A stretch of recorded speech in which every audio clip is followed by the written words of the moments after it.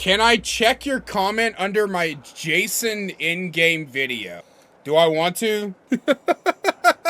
Dude, chat. Nebby's so desperate for attention, man. That's crazy. This man wanted my attention so bad.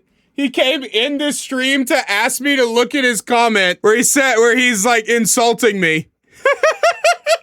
My man's like, oh, I gotta get this guy's reaction. He wanted my reaction. He wanted me to be like, no, fuck you, bro.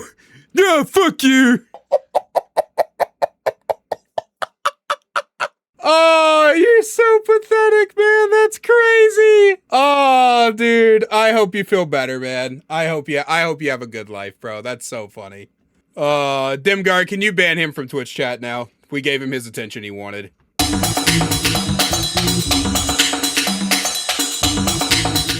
I have been playing with Jason since his release, almost completely nonstop. Very few detours have been made, and I've been trying out every single add-on that I possibly can. So, with that in mind, it is time for us to finally sit down and do a full breakdown of all of Jason's add-ons. I am a Jason main. I'm not just doing this because he's the new character. I'm doing this because I really, really love Jason, and these are going to be my actual recommendations of the character. Unlike Mint Skull, I'm just kidding. I love Mint. Mint's my buddy. Mint actually like provided me all the images so I didn't have to go Photoshop them myself. I'm gonna leave this tier list linked in the description down below for you to make your own. So, you know, up to you. If you guys want to make your own, here, I'll actually link it in the chat right now for people over here on Twitch. As always, we do all of these tier list recordings and stuff live. So if you want to check that out, make sure you click the link in the description. Come join us over on Twitch. With that out of the way, let's jump in. So, starting off with Bent Wheel. This increases the jump scare targeting range by 4 meters. So, you can jump scare from a further distance. Honestly, not that great. Genuinely not that great. The reason being, it's not F tier because it's not useless, but the reason being is because you don't really know like where the survivors are outside of the detection range is 16 meters, I believe, or it might be 12 meters, something like that. You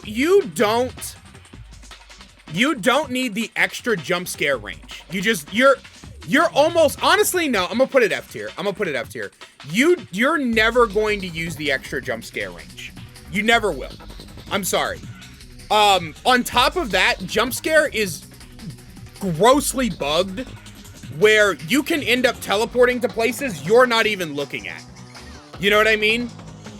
Like, I was playing a game on Jason a few days ago, a few days ago, and I was looking at a downed pallet I wanted to jump scare to break, and it teleported me behind and above. I was on Temple of Purgation, and it teleported me to that top window inside of the temple on like that really high floor, and I was looking this way, and it teleported me that way. So I think increasing the range with Bent Wheel might actually, in some cases, be detrimental to you. Because you won't be able to actually, like, target your teleport. So yeah, I would never use Bent Wheel. Never. Next up is Garden Claw, which extends the duration of Killer Instinct by 2 seconds. I mean, that's kind of useless as well. I don't know when behavior is going to learn that. I don't know when behavior is going to learn that duration of Killer Instinct add-ons suck, and they've always sucked. And the reason they suck is for 2 reasons. Number 1, Killer Instinct pulses every 1.5 seconds. So anything that's not a multiplier of 1.5 seconds is tantamount to useless. 2 seconds is only 1 additional pulse of the Killer Instinct. So Even at 3 seconds, though, I don't care if there's 2 additional pulses, because the opportunities in which you will be playing into that killer instinct, not that great. I get that it can be kind of good tracking, like especially if you get disoriented, but I think that the base kit killer instinct is enough that you don't need that 1 extra pulse. I don't think that 1 extra pulse is going to do anything for you. Knitting needles increases the time it takes to take out a spike by 20%, I believe. Double check my my thing here. Yes, 20%. Very good. I would actually put this in the B tier. The spike gives not only the wall hacks, but it also, when they're taking it out, they're hindered. So if they're starting to pull it out, they're going to be hindered for 20% longer, which gives you a lot more time to catch up with them. You are 4.4 as Jason. You are a 4.4 killer. So any amount of additional speed you can get in either hinder or haste is going to help you in the long run. So I low-key think this is his best brown add-on. In that same vein, Orderly Shoes increases the duration of the post-jump scare haste by 5 seconds. This is good, but the reason it's not good enough to be over mid, for those of you who don't know, the way my tier list works, F is useless, D is 1 step away from useless, C is mid, B is good, A is very good, and S is almost a must run. So, the reason it's only mid as opposed to good like the knitting needle is because of the fact that if you hit a survivor, your post jump scare haste goes away. So it's not like you use the Orderly Shoes and then you hit a survivor and you can use that following 4.6 to continue to reposition. You use the 4.6, you M1 a survivor, it goes away. This just gives you a little bit of an extra time to get around a short loop or get into a better position to throw a spike. So it's okay. It's mid. It's not bad, but it's not as good as a lot of people might think on first thing. Bloody Smile increases the detection range by 4 meters. I genuinely think this is a pretty underrated add-on.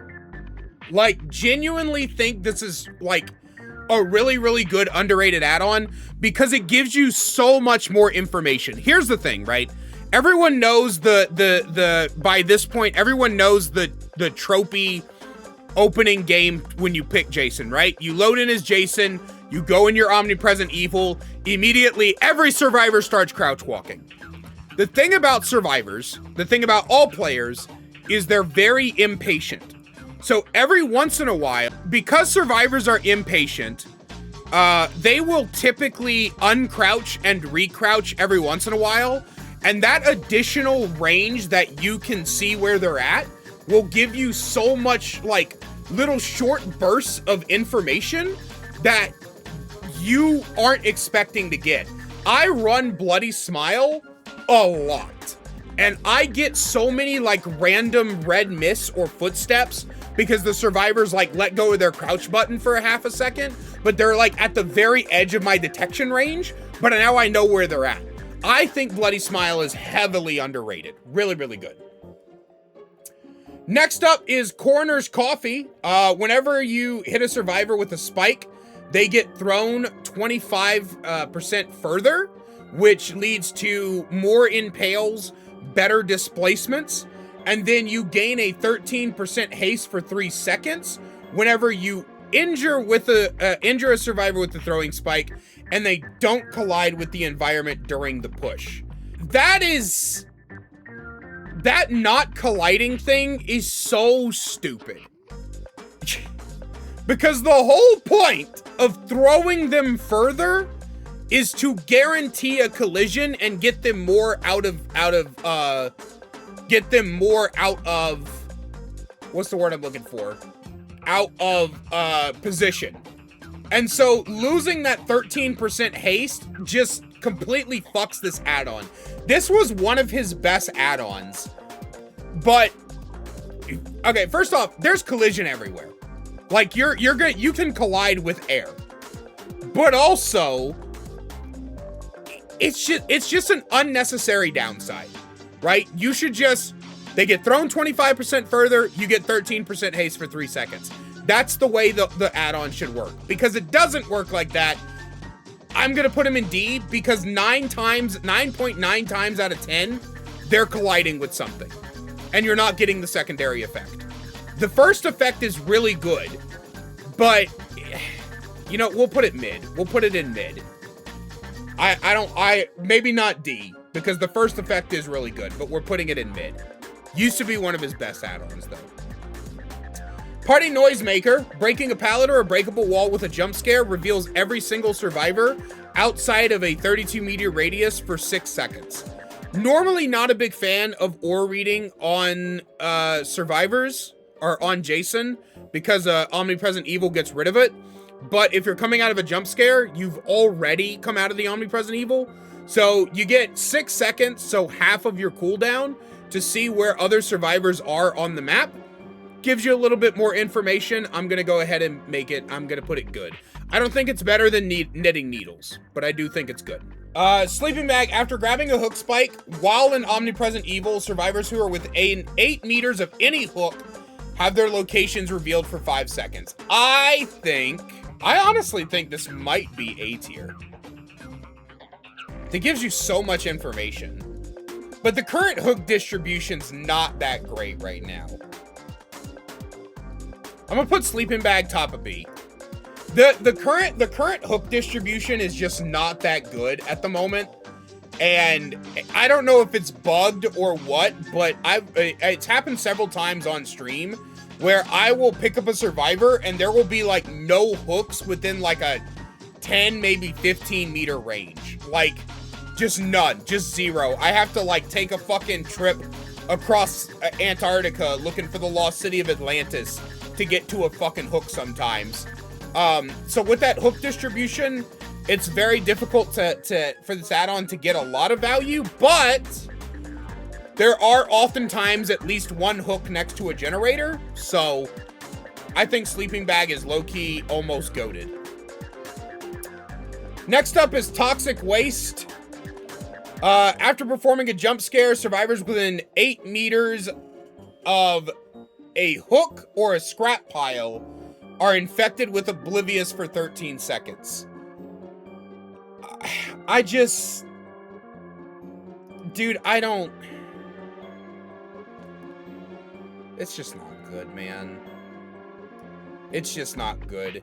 The Oblivious can get you a jump scare or two, like an actual jump scare maybe, but typically if you're teleporting to a jump scare location, typically you already know where a survivor is, and by the time you finish the chase with that survivor you're on top of, the Oblivious for the other survivors is gonna be gone.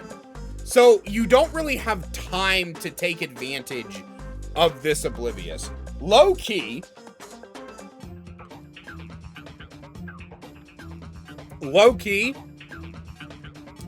this add-on would be super fucking sexy if it, like, gave injured survivors that were next to a scrap pile or hook deep wound when you jump scared.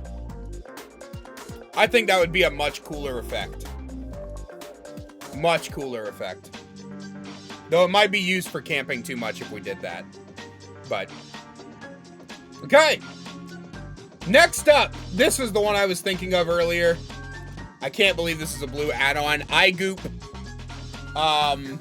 Gain undetectable when grabbing a hook spike for, 13 seconds? Yeah, 13 seconds. Guys, I just want you to know something. Okay, I don't know if you know this, but you already get undetectable every 12 seconds with Omnipresent Evil. You don't need this. This is useless. I don't like this. I don't like it at all. Actually, we'll put it D tier. I will put it D tier. I will not say it's useless. Because, like, occasionally you can get some funky hits off of survivors who only pay attention to the terror radius, right? So you hook a survivor, and then you get the hook spike, and your terror radius disappears. And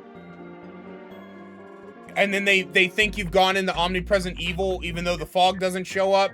You might get a hit that way. Outside of that, I don't think anybody really gives a shit, to be honest. I don't think it really matters all that much. 2 nails. Survivors that come within 1 meter of a throwing spike have their aura revealed for 6 seconds. This is essentially a glowing concoction on a blue add-on and counts for misses. And huntresses use glowing concoction all the fucking time. So it's pretty good. It's honestly pretty good. I would say it's probably one of his better add-ons. Probably one of his more underrated for sure. For sure. Imprinted aluminum, injuring with a throwing spike will give them... It's the Sloppy Butcher add-on. It's the Hemorrhage and Mangled, and it lasts for 70 seconds. I had to double check the time there. I mean, all around, it's the Sloppy Butcher add-on. I mean, what do you want from me? It's really good. It makes a lot of sense. I will say that forcing it to be injury instead of just giving it to them, like, overall is kind of shit. I will drop it to 8 here. I just don't like that it has to be healthy to injured. I think it's just hitting a survivor with a throwing spike should cause the hemorrhage and mangled. Next up, we have mirror shards. Survivors are inflicted with broken after extracting a hook spike for 30 seconds.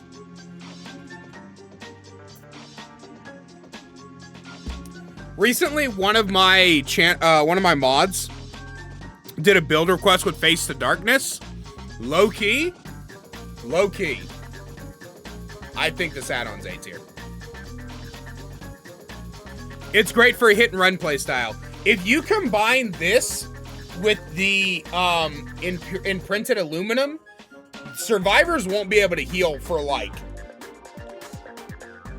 45. No, longer than that. If you combine this with the imprinted aluminum and they extract a hook spike from themselves, survivors will not be able to heal for, God, almost 80 seconds, 70 seconds, 20, 50, 65 seconds-ish. I don't know the exact math, but it takes a long time. If you impale a survivor with a hook spike, they won't be able to heal for a long fucking time. And that gives you a lot of additional pressure. But even on its own, mirror spike is good. Even on its own, it's good. Sonorok. A lot of people put this in the S tier. Unfortunately, I don't think it is. And the reason I don't think Sonorok is that great is for 2 reasons. Number 1, Vigil is every goddamn where. The 13 seconds is not going to last that long. Granted, the exhaustion doesn't go down when they're running. So it's great on survivors who you get on top of. However, this add-on's description is wrong. In the game, it says all survivors within the detection radius become inflicted with exhaustion. This is incorrect. It is all survivors who are detected. So if they're doing the little crouch walk thing and you jump scare, they can immediately jump up and sprint burst away. Now, I haven't tested this with a survivor on the other end to tell me, but I am also under the impression that the exhaustion does not apply until your animation is finished. And I know this because a few times I have jump scared survivors on a generator where I saw their red mist and they sprint bursted away anyway. So I'm actually gonna drop Sonorok down to C. I don't think Sonorok is bad, but I don't think it's as good as people think it is. Finally, not finally, but next we move on to the purple add-ons, and one of these is tantamount to useless. And it is going to be, I'm gonna just get that one out of the way. Bloody Magazine is actually, it's almost useless. Bloody Magazine is terrible. So whenever a hook spike misses, a hook spike in particular misses, it explodes. All survivors within 8 meters scream and reveal their aura for 3 seconds.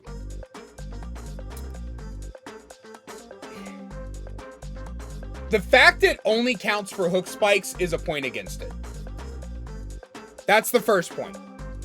The second point is that if you hit a wall, it's buggy, is what I'll tell you. I tried to do this, like, funny haha aura reading build on Jason, and if you hit a wall and a survivor's on the other side of it, there is a chance that they will not be affected depending on the thickness of the wall. And no, I'm not kidding.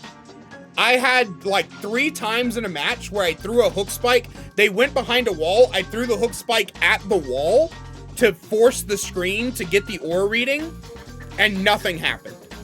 So either this add-on is bugged or it is incredibly misleading.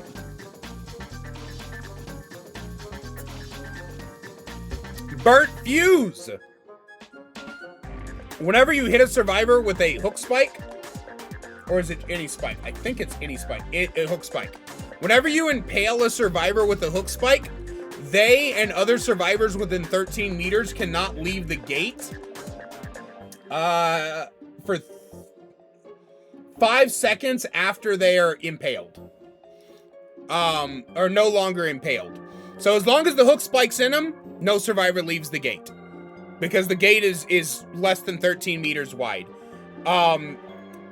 Once they take it out, no survivors can leave for an additional 5 seconds. It takes 8 seconds to extract the hook spike. So at bare minimum, you're getting 13 seconds of blocking the exit gates.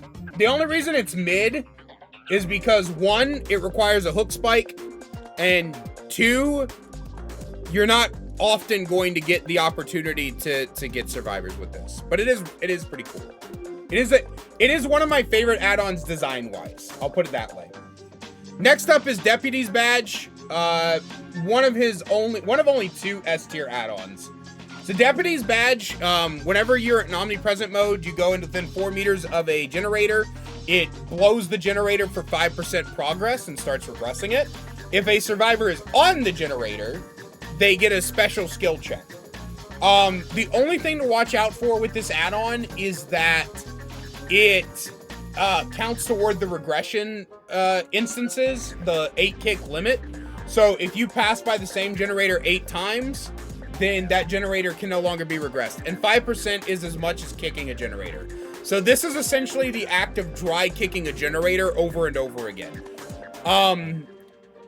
Not essentially, it is. You are dry kicking the generator over and over again. You're just saving the time it takes to kick that generator.